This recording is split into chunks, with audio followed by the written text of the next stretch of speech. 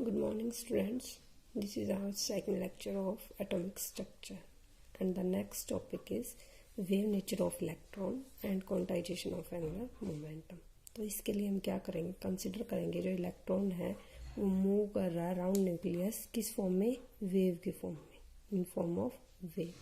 तो जो wave train होगा, जो ये वेव ट्रेन है, वेव का पाथ होगा वो दो टाइप से हो सकता है, इन फेज भी, out of phase.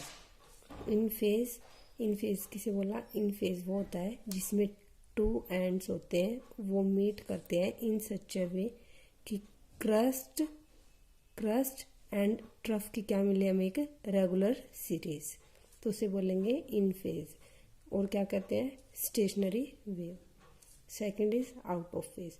Out of phase में क्या होंगे, जो टू एंड्स होते हैं, मान लेते हैं यहाँ से वेव हमारी स्टार्ट हुई तो लास्ट में कहाँ गई, ऐसे मिली, मीन्स जो टू एंड्स होते हैं do not form regular series of crust and trough. अगर ऐसा होता तो रेगुलर सीरीज बनती। अब क्या है, यहाँ पे एंड में क्या है, क्रस्ट, और स्टार्टिंग में भी क्या है, क्रस्ट, तो यहाँ पे क्या नहीं है, रेगुलर सीरीज। अगर फर्दर ये वेव चलेगी तो क्रस्ट के नीचे ट्रफ है, ट्रफ के ऊपर क्रस्ट है, तो ऐसे ये जो वेव होती है ये अपने आप को क्या कर देती है, डिस्ट्रॉय कर लेते हैं। इसे बोलते हैं out of phase, non stationery waves. तो हमारे पास कौन सी वाली वेव बची, एक ही बची, इन फेज वाली, जिसमें क्रस्ट और ट्रफ की क्या बन रही थी, रेगुलर सीरीज। तो इस वाले केस में हमने क्या देखा, जो सरकमफ्रेंस होगी किसकी, जो सरकमफ्रेंस आएगी इस सर्कुलर ऑर्बिट की, वो किसके इक्वल आएगी, इंटीग्रल मल्टीपल ऑफ लैम्डा। कैसे, देखो सबसे पहले वेवलेंथ। वेवलेंथ कैसे होती है हमारी, ये हमारी क्या होती है, वेवलेंथ, एक क्रस्ट एंड ट्रफ, या फिर हम किसे बोल देते हैं, दो कंजुगेटिव क्रस्ट के बीच का डिफरेंस, या फिर क्या हो जाएगा, दो कंजुगेटिव ट्रफ के बीच का डिफरेंस। ये हमारी क्या होती है, वेवलेंथ। तो यहाँ से यहाँ तक क्या है, एक लैम्डा, फिर यहाँ से यहाँ तक दो लैम्डा, ऐसे ऐसे मान लेते हैं हमारे पास कितनी वेवलेंथ आई है, एन। तो सरकमफ्रेंस किसके इक्वल हो जाएगी, एन लैम्डा की। तो क्या मिली, for wave motion in phase के लिए हमें सरकमफ्रेंस क्या मिली, एन लैम्डा। सरकमफ्रेंस क्या होती है, 2 r equals to n lambda. According to de Broglie equation के अकॉर्डिंग लैम्डा क्या होती है, h/mv। तो यहाँ पे हम वैल्यू पुट कर देंगे किसकी, लैम्डा की, ऊपर वाली इक्वेशन में। तो 2 r इक्वल टू NH/mv। अब mv को एक साइड में ले जाते हैं, r वाली साइड में 2 को नीचे ले आएंगे, तो mvr equal to NH/2। mvr क्या था हमारा, एंगुलर मोमेंटम, h/2 क्या है, कांस्टेंट, और n क्या हमारा, इंटीग्रल वैल्यू। तो एंगुलर मोमेंटम किसके इक्वल आ गया, इंटीग्रल मल्टीपल ऑफ h/2। इसका मतलब क्या है कि एंगुलर मोमेंटम क्या रहता हमारा, क्वांटाइज्ड, ठीक है। और जो बच गया था वेव मोशन कौन सा, आउट ऑफ फेज, उसमें हमने बताया था कि दो एंड होते हैं, जो टू एंड्स वो ऐसे मीट करते हैं कि हमें क्या नहीं मिलती, एक रेगुलर सीरीज नहीं मिलती क्रस्ट एंड ट्रफ की। वो कैसे मिलते हैं एक दूसरे से, कि क्रस्ट ऑफ वन किसके ऊपर फॉल करता है, ट्रफ ऑफ अदर। तो वेव ऐसे केस में कैसे इंटरफेयर करती है, डिस्ट्रक्टिवली, एंड वो एक दूसरे को क्या कर देंगी, कैंसिल, और डिस्ट्रॉय हो जाएगी। ओके, अब नेक्स्ट क्या हमारा, सिग्निफिकेंस, जो डी ब्रोगली रिलेशनशिप किया है उसकी सिग्निफिकेंस। तो सिग्निफिकेंस का मतलब कि इस रिलेशन को से हम किसकी वैल्यू मेजर कर सकते हैं। अप्लाई करना और सिग्निफिकेंट दो अलग अलग चीज़ें। अप्लाई तो हम किसी के ऊपर भी कर सकते हैं, बट जिससे वो रिजल्ट मैच होते हैं हमारे एग्जैक्ट, जो हमने ऊपर जो भी दिया है उस रिलेशन से मैच होंगे, उसके लिए क्या जाएगी, वो सिग्निफिकेंट। तो जो डी ब्रोगली रिलेशनशिप है वो किसके लिए सिग्निफिकेंट होता है, ओनली फॉर माइक्रोस्कोपिक बॉडीज। तो हम दोनों केस लेके चलेंगे, लार्जर बॉडीज भी और फिर माइक्रोस्कोपिक भी। तो स्टार्टिंग में लार्जर बॉडीज है, उसके लिए क्या हो जाएगा, de Broglie relationship. De Broglie relationship क्या था, lambda equal to h/mv। Larger bodies है तो उसका मास क्या होगा, लार्ज होगा। मास लार्ज है तो वेवलेंथ क्या आएगी, स्मॉल। वो वेवलेंथ इतनी स्मॉल होती है कि उसको हम किसी भी मेथड से मेजर नहीं कर सकते, ठीक है। प्रैक्टिकली देयरफॉर प्रैक्टिकली क्या हो जाएगी, लार्जर बॉडीज की हम क्या बोल सकते हैं कि कोई भी वेवलेंथ नहीं है, ठीक है। Next, any material body in motion है वेवलेंथ। अब हमें पता है जितनी भी मटेरियलिस्टिक बॉडीज होती है मोशन में होंगी, ठीक है। मोशन में उसके साथ क्या एसोसिएटेड होती है, वेव, तो उसकी क्या होती है, वेवलेंथ। बट वो वेवलेंथ होती है जो सिग्निफिकेंट होती है वो सिर्फ किसके लिए होती है, माइक्रोस्कोपी के लिए। सिग्निफिकेंट मीन्स मेजरेबल, सिर्फ किसके लिए होगी, माइक्रोस्कोपी के लिए, क्योंकि लार्जर बॉडीज के केस में जो वेवलेंथ आई थी वो बहुत ही स्मॉल थी, जिसको हम किसी भी मेथड से मेजर नहीं कर सकते। ठीक है, अब इसके लिए उन्होंने एक एग्जाम्पल को लिया जिसमें हमने क्या लिया, एक माइक्रोस्कोपिक पार्टिकल लिया, फॉर एग्जाम्पल इलेक्ट्रॉन, और सेकंड क्या लिया, लार्ज साइज ऑब्जेक्ट जैसे बॉल। तो फर्स्ट लेते हैं इलेक्ट्रॉन के लिए। तो मास ऑफ इलेक्ट्रॉन हमें पता है 9.1 10⁻³ kg, वेलोसिटी है, लेट कर लेते हैं कि वो क्या है 10⁻6 मीटर पर सेकेंड। ठीक है, तो इस केस में जो वेवलेंथ निकाली हमने lambda by de Broglie relation, lambda equal to h/mv, value put कर दो, h प्लैंक्स कांस्टेंट है, m mass of electron, v velocity. जैसी वैल्यू पुट की हमने तो लैम्डा की वैल्यू क्या आई 7.2 मल्टीप्लाई बाय 10⁻⁻10 मीटर, जो वैल्यू क्या है, मेजरेबल है। ठीक है, मेजरेबल है या नहीं हम कंपेयर करने के बाद बताएंगे। चलो सेकंड चलते हैं बॉल के ऊपर। तो बॉल है, इसका मास कितना लिया, 10 ग्राम, वेलोसिटी हमने सेम रख ली जो उधर ली थी इलेक्ट्रॉन की, तो वो ले ली हमने 10⁻6 मीटर पर सेकेंड। तो लैम्डा जो वैल्यू आई वो कितनी आई, 6.6 मल्टीप्लाई बाय 10⁻⁻8 मीटर। 10⁻⁸ मीटर है बॉल के लिए वेवलेंथ, और इलेक्ट्रॉन के लिए वेवलेंथ आई 10⁻10 मीटर। अब इन दोनों में कौन सी स्मॉल वैल्यू है, 10⁻38, जो क्या है वेरी वेरी स्मॉल, जिसको मेजर नहीं कर सकते। ये वैल्यू क्या होती है, मेजरेबल। तो हम क्या बोल सकते हैं कि जो डी ब्रोगली रिलेशनशिप है वो किसके लिए एप्लीकेबल है, किसके लिए सिग्निफिकेंट है, वो सिर्फ माइक्रोस्कोपिक पार्टिकल्स के लिए क्या है, सिग्निफिकेंट है।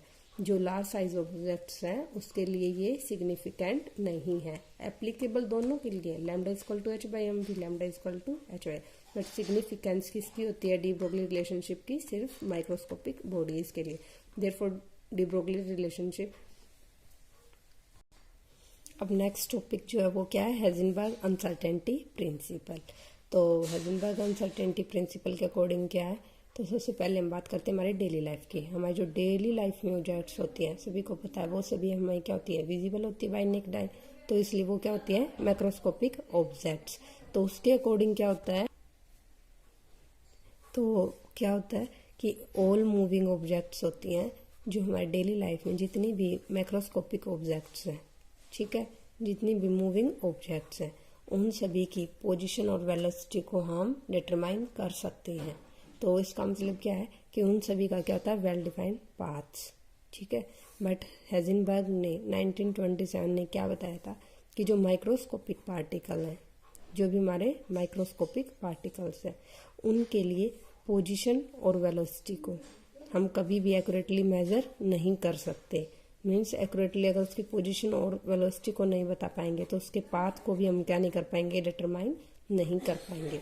तो हेज़नबर्ग अनसर्टेनिटी प्रिंसिपल क्या है, it is not possible to measure simultaneously both the position and velocity of a microscopic particle with absolute accuracy. Means कि जो माइक्रोस्कोपिक पार्टिकल्स के लिए जो पोजीशन और वेलोसिटी की वैल्यू है उसको हम साइमल्टेनियसली एंड एक्यूरेटली मेजर नहीं कर सकते। ठीक है, मैथमेटिकली कैसे रिप्रेजेंट करते हैं हेज़नबर्ग अनसर्टेनिटी प्रिंसिपल को, delta x into delta p greater than equals to h/4π। h क्या है, प्लैंक्स कांस्टेंट, 4 भी क्या है कांस्टेंट, पाई की वैल्यू भी क्या होती है 3.14 कांस्टेंट, तो ये वैल्यू क्या आ जाती है ओवरऑल कांस्टेंट। ठीक है, और डेल्टा x क्या होता है, uncertainty in position, delta p क्या होता है, अनसर्टेनिटी इन मोमेंटम। ठीक है, तो जो ये delta x into delta p constant है, इसका मतलब क्या है, इधर आओ, delta x into delta p equals to constant. Constant का वैल्यू क्या है, मतलब इन दोनों की प्रोडक्ट क्या आएगी, कॉन्स्टेंट। अगर एक वैल्यू स्मॉल है तो दूसरी क्या आएगी, लार्ज आएगी। फॉर एग्जाम्पल लेट कर लेते हैं, हमने ये वैल्यू कितनी लिया है 2, ये देखो ये कॉन्स्टेंट है, इसको हमने स्टार्टिंग मान लिया ये 10 है, तो इसकी वैल्यू अगर हमने 2 ली तो इसकी ऑटोमेटिकली कितनी लेनी पड़ेगी 5। 2 इंटू 5 क्या होता है 10। ठीक है, मीन्स एक की वैल्यू स्मॉल है तो दूसरी की वैल्यू क्या आई, लार्ज। वैसे ही अगर सेकंड केस लो, अगर ये 10 था हमारा कांस्टेंट, अगर अब की बार मैंने डेल्टा एक्स को क्या ले लिया 10, तो डेल्टा पी क्या लेना पड़ेगा 1। मीन्स अगर डेल्टा एक्स लार्ज है तो डेल्टा पी क्या आएगी, कम आएगी। ये क्यों बता रहे हैं, यहाँ देखो, तो डेल्टा एक्स क्या था, अनसर्टेनिटी इन पोजीशन, कि पोजीशन हम एग्जैक्ट नहीं बता सकते। वैसे ही डेल्टा पी है अनसर्टेनिटी इन मोमेंटम, मोमेंटम को भी एग्जैक्टली हम डिटरमाइन नहीं कर सकते। वैसे तो कर सकते हैं बट सेम टाइम पे दोनों को एक्यूरेटली मेजर नहीं कर सकते। कैसे, अगर डेल्टा एक्स हमारा क्या है, स्मॉल, ठीक है, जैसे कि वाला केस ले लिया, डेल्टा एक्स क्या है, स्मॉल, मीन्स पोजीशन को हम delta x uncertainty in position क्या है, कम, तो इसका मतलब पोजीशन को हम क्या कर पा रहे हैं, एक्यूरेटली मेजर कर पा रहे हैं। ठीक है, बट अगर डेल्टा एक्स स्मॉल लिया है तो डेल्टा पी क्या आएगा, लार्ज।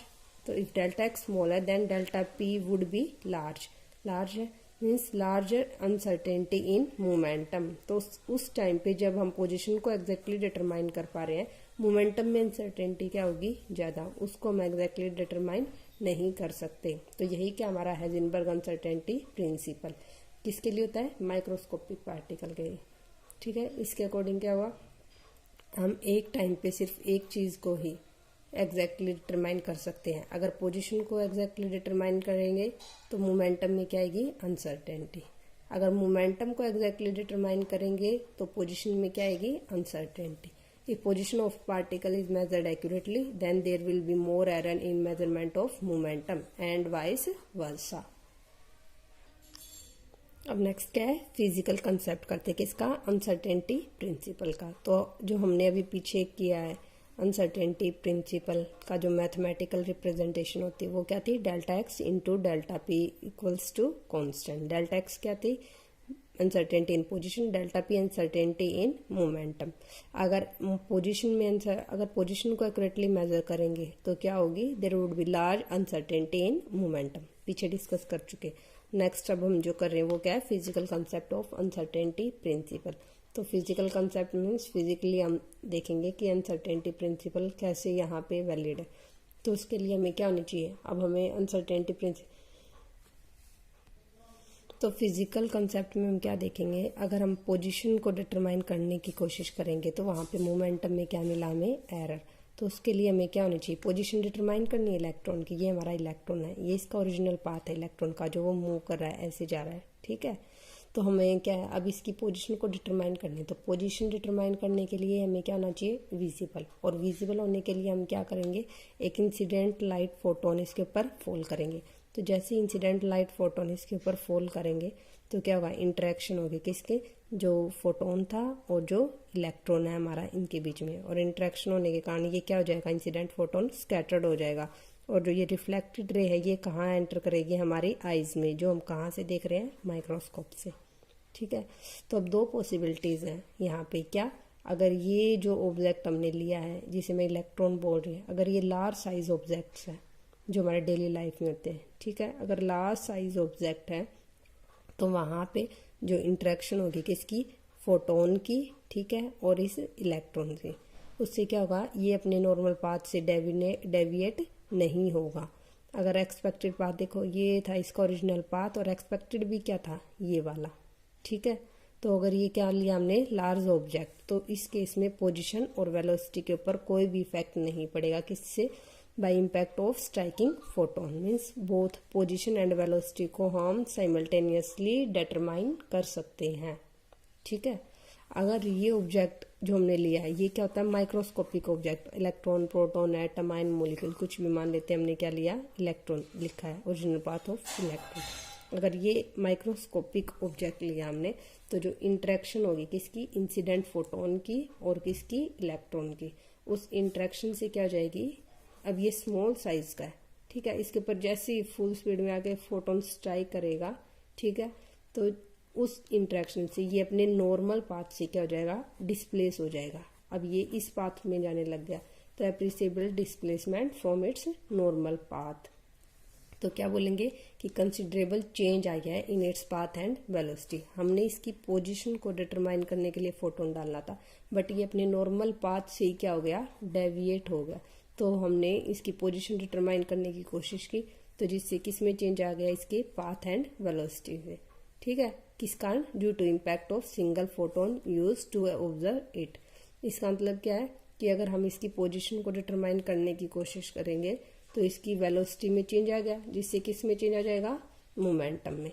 मीन्स सेम टाइम पे हम पोजीशन और वेलोसिटी को डिटरमाइन नहीं कर सकते for microscopic objects. Means it is not possible to determine simultaneously the exact position and momentum of a microscopic object. ठीक है, ये हमारा क्या है, physical concept of uncertainty principle. Next is significance. जैसे हमने अभी पीछे डी ब्रोगली रिलेशनशिप की सिग्निफिकेंस की थी, वैसे ही इसकी भी सिग्निफिकेंस। तो सिग्निफिकेंस मीन्स ये किसके ऊपर अप्लाई कर सकते हैं इस कंसेप्ट को, हाइजेनबर्ग अनसर्टेनिटी प्रिंसिपल कि एक टाइम पे हम दोनों चीज़ों को, पोजीशन और मोमेंटम को एक्यूरेटली एंड साइमल्टेनियसली मेजर नहीं कर सकते। तो ये किसके लिए सिग्निफिकेंट है, ये किसके, सिर्फ माइक्रोस्कोपिक ऑब्जेक्ट्स। ठीक है, लार्ज साइज ऑब्जेक्ट्स के लिए एप्लीकेबल नहीं है, क्योंकि हमारी जो डेली लाइफ में होती है ऑब्जेक्ट्स, वो सभी क्या होती हैं, लार्ज साइज ऑब्जेक्ट्स, जो क्या होती है नेक्ड आई से विजिबल हो सकती है। उनके ऊपर इंसिडेंट फोटोन का कोई भी इफेक्ट नहीं पड़ता। मीन्स जो वो अपने नॉर्मल पाथ में मूव कर रही थी वो उसी पाथ को फॉलो करती है। वहाँ पे इंटरेक्शन हुआ है जो फोटोन का उस लार्ज साइज ऑब्जेक्ट्स के साथ, उससे वो अपने नॉर्मल पाथ से डेविएट नहीं होती। तो हम सेम टाइम पे उसकी पोजीशन भी बता सकते हैं और मोमेंटम भी निकाल सकते हैं। तो हाइजेनबर्ग अनसर्टेनिटी प्रिंसिपल है, उसकी हमारी डेली लाइफ में कोई भी सिग्निफिकेंस नहीं है। अब नेक्स्ट क्या है कि why electron can not exist in the nucleus. अब ये एक्सप्लेन करेंगे कि इलेक्ट्रॉन होता है, हमें पता है कि वो कहाँ होता है, न्यूक्लियस के आउटसाइड। तो कि वो इलेक्ट्रॉन है न्यूक्लियस के अंदर क्यों नहीं रहता, ठीक है, अब उसका प्रूफ है। तो इसको हम किससे एक्सप्लेन करेंगे, हाइजेनबर्ग अनसर्टेनिटी प्रिंसिपल से। अब हमें ये पता है कि रेडियस ऑफ एटम कितनी होती है, 10⁻⁻15 मीटर। तो इसको प्रूव करने के लिए हम किससे प्रूव करते हैं, कॉन्ट्राडिक्शन थ्योरम से। मीन्स हम इसमें एज्यूम कर लेंगे कि जो इलेक्ट्रॉन है वो कहाँ एग्जिस्ट करता है, विद इन न्यूक्लियस। ठीक है, न्यूक्लियस के अंदर कंसीडर करने के बाद लास्ट में जो रिजल्ट आएगा उसे हम क्या प्रूव कर देंगे, रॉन्ग, कि हमने जो एजम्पशन ली थी वो क्या है, रॉन्ग है। तो इसका मतलब क्या है कि इलेक्ट्रॉन कहाँ एग्जिस्ट करता है, आउटसाइड द न्यूक्लियस। ठीक है, तो फर्स्ट एजम्पशन इसमें हम क्या लेके चलेंगे, कॉन्ट्राडिक्शन थ्योरम से प्रूव करेंगे कि let electron exist in the nucleus. तो अगर इलेक्ट्रॉन हमारा कहाँ एग्जिस्ट करता है, ये न्यूक्लियस है, ठीक है, जिसकी रेडियाई कितनी होती है, 10⁻⁻15। ठीक है, रेडियाई नहीं होती, ये डायमीटर है। तो ये कितनी है, 10⁻⁻15 मीटर। तो अनसर्टेनिटी इन पोजीशन भी कितनी आएगी, मैक्सिमम अनसर्टेनिटी इन पोजीशन तो यही आएगी जो ये थी 10⁻⁻15। तो अनसर्टेनिटी इन पोजीशन क्या आ गई हमारी, 10⁻⁻15 मीटर। तो हाइजेनबर्ग अनसर्टेनिटी प्रिंसिपल के अकॉर्डिंग क्या था, delta x into delta p must be greater than equals to h/4π। तो इनकी वैल्यूज पुट कर दो। डेल्टा पी क्या होता है, मोमेंटम क्या होता है, p equal to m v. तो डेल्टा पी क्या होता है, m इंटू डेल्टा वी। तो delta x into m delta v greater than equals to h/4π। तो डेल्टा वी की जो वैल्यू आ गई वो क्या गई, h/4π m डेल्टा एक्स। अब यहाँ पे वैल्यूज पुट कर देंगे। मास ऑफ इलेक्ट्रॉन है जो क्या होता है 9.1 10⁻⁻31 kg। डेल्टा एक्स हमारी अनसर्टेनिटी इन पोजीशन वो कितना है, 10⁻⁻15 मीटर। इनकी वैल्यू पुट की, on putting these values we get delta v की वैल्यू जो हमें मिली वो क्या मिली, 5.7 इंटू 10⁻10 मीटर पर सेकेंड। अब हमें पता है speed of light maximum speed होती है, ठीक है, यूनिवर्स में। तो c क्या होती है, 3 इंटू 10⁻8 मीटर पर सेकेंड। इससे ज़्यादा कोई भी स्पीड पॉसिबल नहीं है।